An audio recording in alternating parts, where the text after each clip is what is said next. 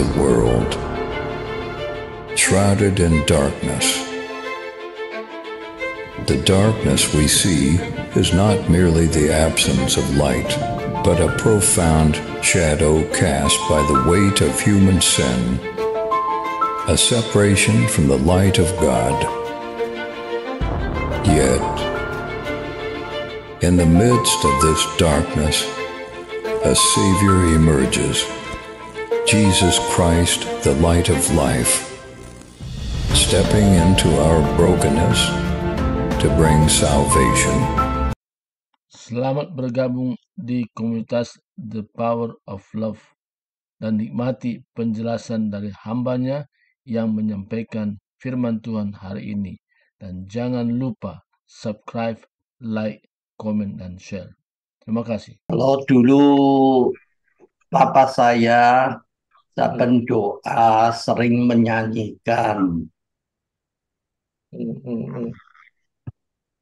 pakai bahasa Mandarin. Berkat Tuhan itu lebih besar. Berkat Tuhan itu lebih besar. Ditunjukkan di mana dosaku meskipun banyak kesalahan dosa, darah Tuhan mensucikan semua. Anugerah Tuhan lebih besar. Nyanyi itu sambil doa. Saya kira itu lebih mendarat. Ya.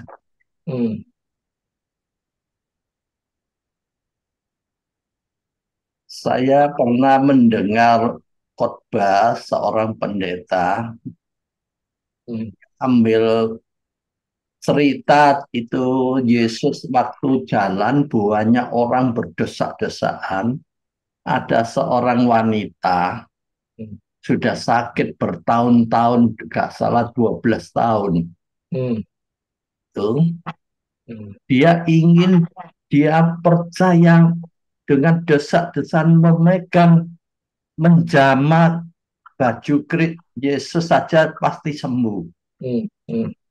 Akhirnya dia usaha megang dan ternyata sembuh.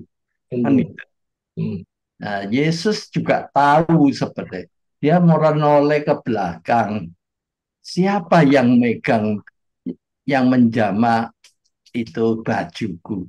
Muridnya itu kan ngomong, begitu banyak orang desak-desakan, kamu kok nanya siapa yang menjamah? Rasanya kan tidak masuk akal. Kan gitu. Nah, kalau tidak pingin kena jamah orang, seharusnya kan tidak perlu desak-desakan gitu. Tapi Yesus terus lihat mana siapa, dia ingin orang itu keluar.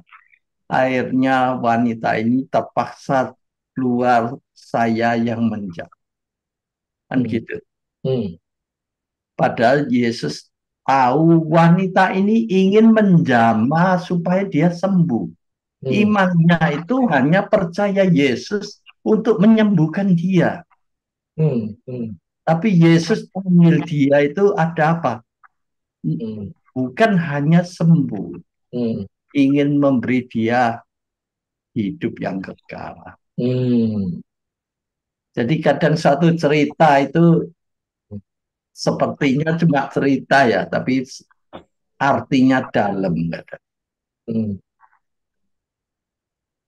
Nah, kalau Injil Yohanes pasal 9 itu sudah dibaca belum? Satu pasal itu hanya cerita seorang yang buta dan sejak lahir. Nah, dia ketemu Yesus, entah ya apa ketemu, apa diantar orang atau bagaimana. Yesus tanya dia mau apa? Katanya saya mau lihat mataku. Lalu Yesus tidak tahu ngapain, ludah ke tanah, ambil tanah itu dioleskan ke matanya. Itu artinya apa saya tidak tahu. Lalu suruh dia cuci matanya ke sebuah kolam. Nah, waktu dia pergi nyuci, dia matanya bisa lihat kembali. Wah, dia suka cita sekali, lalu bersaksi. Lah, yang di bait Allah panggil dia, tanya dia siapa yang menyembuhkan kamu. Soalnya pada hari itu hari Sabat, ah sabat. Sabat. Sebetulnya panggil dia mau nanya itu mau mau ngomong itu dosa, hari Minggu menyembuhkan gitu. Nah, dia sendiri waktu disembuhkan dia sendiri tidak tahu itu siapa, cuma tahu Yesus. Dia bilang Yesus itu. Lah, Yesus itu menurut kamu siapa? Ya dia bilang kalau dia bisa menyembuhkan saya, yaitu pasti nabi atau siapa. Tuh, akhirnya terjadi salah pengertian, dia diusir. Akhirnya Yesus mendengar itu, mencari dia. Ketemu dia, pertama tanya dia, kamu percaya anak Allah? Dia malah tanya, siapa anak Allah? Itulah. Yesus bilang, ya saya ini. Wah, dia baru mengerti yang menyembuhkan dia itu anak Allah. Langsung dia menyembah.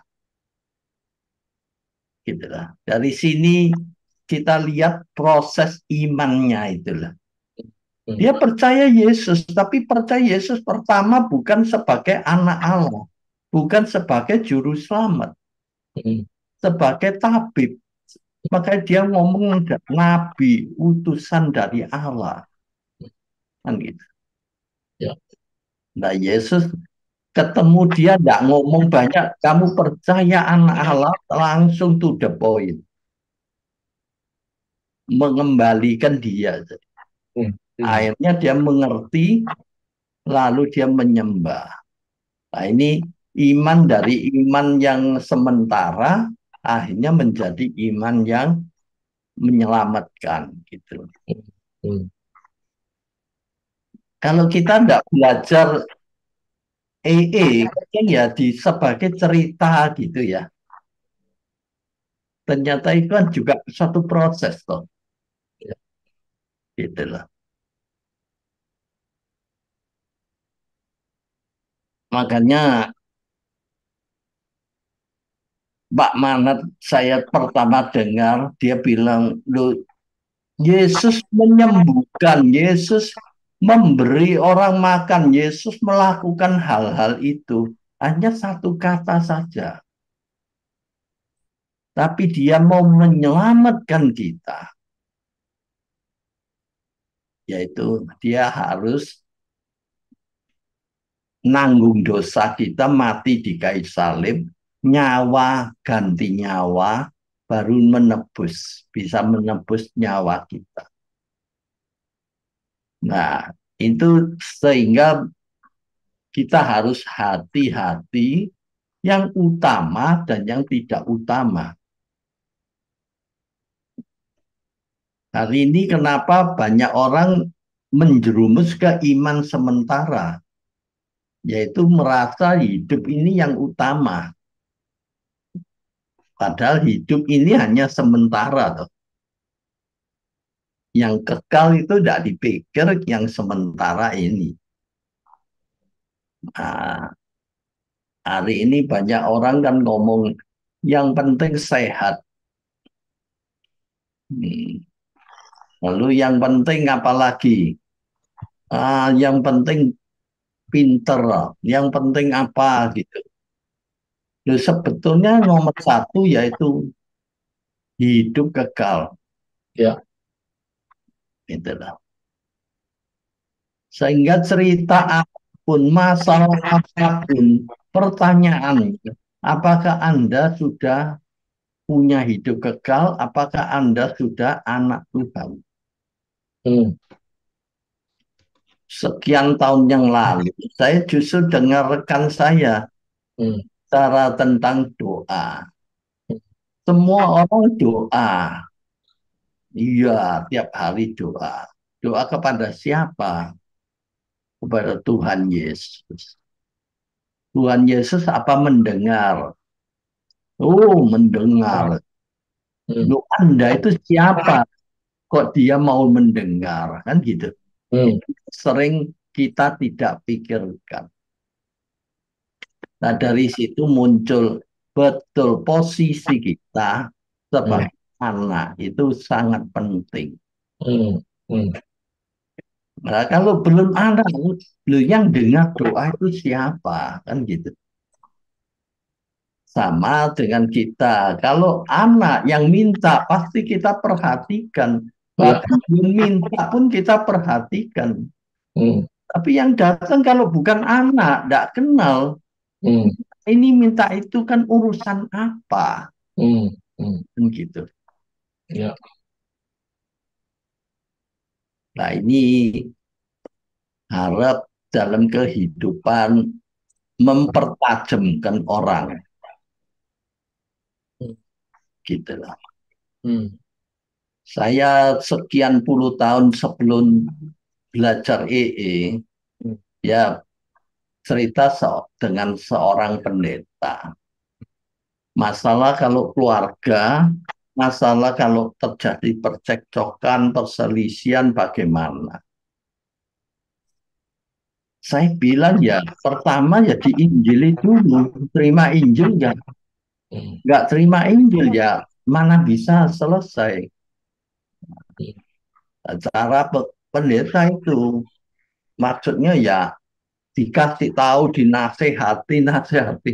Saya bilang semua juga tahu kalau nasihat, tapi bisa lakukan nggak? Hmm. Kan gitu. Hmm. Ya. Nah ini sering terjadi kayak di Cina barusan ini pasangan muda, seperti ya 40-an tahun, Hmm. anak tiga. Hmm. Loh, yang ingin cerai itu yang perempuan. Aneh kan? Kan gitu. Hmm. Jadi kadang pergi barang ke luar kota dia enggak, ya wis karepe dewek gitu loh.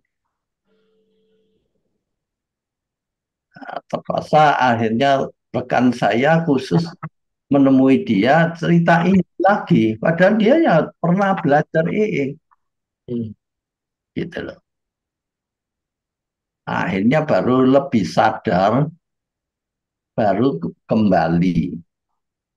Loh, semua apa yang diomong itu semua orang terpelajar itu ngerti, tapi enggak mau laku Hmm.